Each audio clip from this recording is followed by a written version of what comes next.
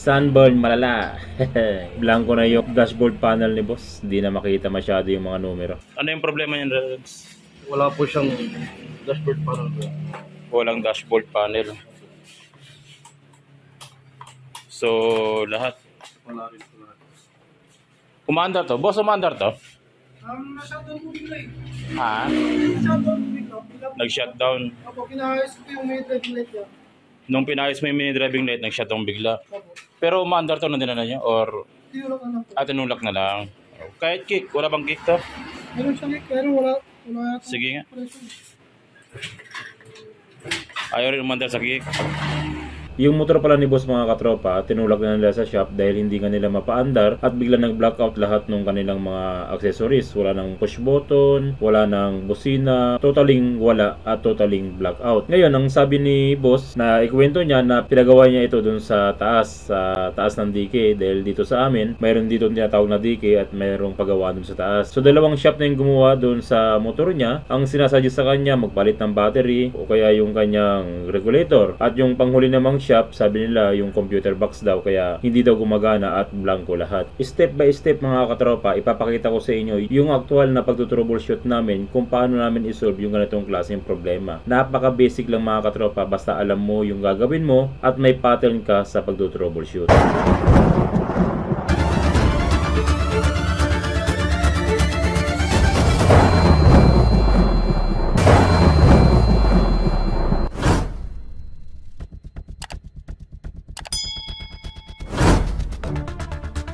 Mga katropa, kung gusto nyo magpagawa sa akin ng personal sa pagwawiring, pwede nyo akong sadyain sa aming shop dun sa Kibaol. Kung galing kayo sa bayan ng Lingayen, hanapin nyo lang yung CSI Lingayen, diretsuhin nyo lang yon hanggang makita nyo yung tulay ng bahay.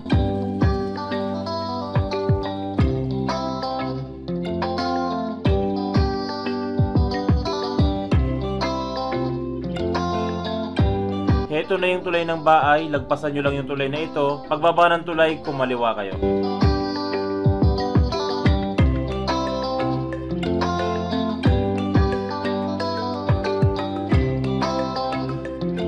Pagkatapos natin kumaliwa, dumiretso lang tayo hanggang madaanan natin yung dalawang tulay.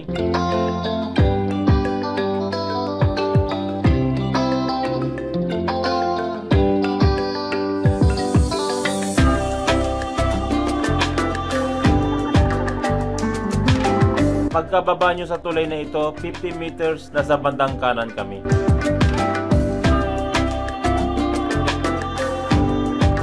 At heto na nga mga katropa yung ating munting shop. Maraming salamat mga katropa sa walang sawang pagsuporta at pagtitiwala sa amin sa inyong mga motor. Ano yung voltahe niya? 12.7 po yung pangbigan. 12.7, may laman naman. Tapos, Ngayon, yung fuse niya, sa fuse po kuya, good naman. good po. 10. Pero yung sa 10 amperes na tomato, wala rin po. Hindi, yung 10 amperes kasi, pag sinusi mo, magkakaroon ng supply yan. Ngayon, may laman yung battery, good naman yung fuse dito sa mga wire ng fuse.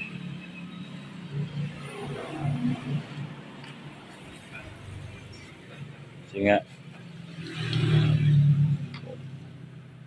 Meron? Meron po. Naglulusata? Hindi. Hindi po. Hindi naman. Kabilang side. Meron din. So, may supply yung battery, good yung fuse, pero wala rito. Wala po sa dashboard. Ang dashboard. O, anong susunod na gagawin mo rin kung sakaling ganyan yung problema? I-check po yung linya ng ECC. Linya ng ECC. Hindi muna. Ang i-check mo muna, yung papasok sa ECC. Kasi may good yung battery, good yung fuse. Ang susunod mo gagawin doon sa susian, Red one. yung galing ng fuse, red wire papunta doon sa susian. Kung mayroong linya. Pag wala, o gawa mo ng paraan, mula rito hanggang dito sa fuse, kailangan magkaroon ng linya yung red wire. Pabaklasin mo muna, check mo.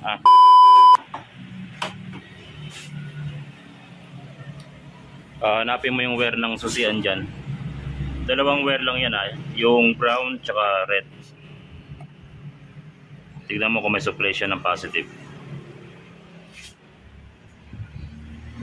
Tanggal, putol.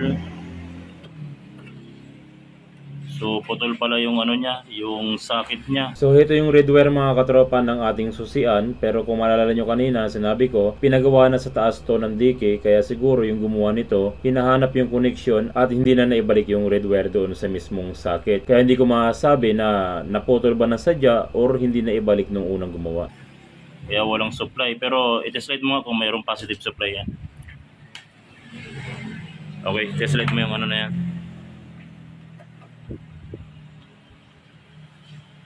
Wala. Wala po.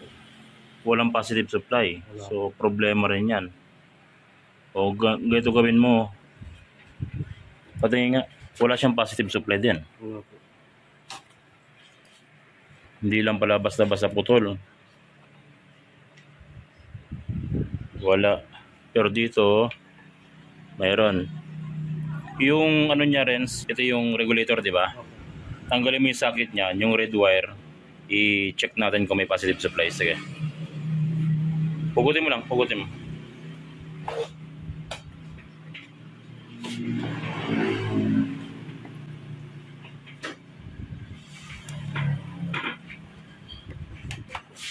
Saan yung red wire dyan? Red wire, yan. Ito. Basta ko na. Mayroon. Pero dito sa ano, wala. Yung sa partner ng red wire, susian. Wala. So ang gagawin na natin, Renz, yung red wire dito sa ano, sa socket ng charger, mag-tap ka na lang ng wire tapos irekta mo rito sa red wire ng papunta ng susian, no. Yung galing ng harness sa red wire, may putol sa loob yan. Silyado mo na yan. Anong balita? I-tap mo na. Yung sa red wire.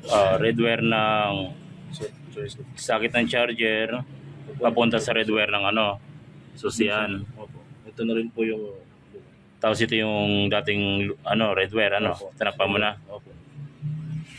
So ganun lang gawin yung mga katropa. Pwede na kayo mag-tap ng red wire sa socket ng charger papunta dun sa red wire ng susian, kasi yung red wire ng ating charger o yung positive ng ating charger, dumaan din yan sa fuse dito. Dumaan sa fuse yan, kaya pwede na rin kayo mag-tap dyan at safe na rin yan kasi naka-fuse na rin naman yan. O di organize mo na rin, organize mo lahat yan, tapos i-testing natin. O i-testing muna natin. Pero na ba? Meron na po. Response na po. Okay, wag na, push button mo nga. Alright. So yun mga katropa, umandar na yung motor ni boss, gumana na yung kanyang ilaw at nagkaroon na ng function yung kanyang mga accessories. Ang naging problema ng motor ni boss mga katropa, nag-lose connection yung positive supply papunta dun sa susian, dun sa red wire. So nagkaroon ng problema dun sa kanyang harness, nag-lose connection. So imbis na kalkalin pa natin yung kanyang wiring, nag-tap lang tayo doon sa red wire ng charger. So same lang din naman yun dahil dumaan din naman sa fuse yun. So yun lang mga katropa, maraming salamat sa walang sawang pagsuporta sa ating channel. Sana marami kayong natutunan tuwing nanonood kayo ng ating video, magamit nyo sa inyong panghanap buhay at sa inyong pagdi-DIY. Maraming salamat mga katropa. God bless at ingat palagi sa pagwawiring.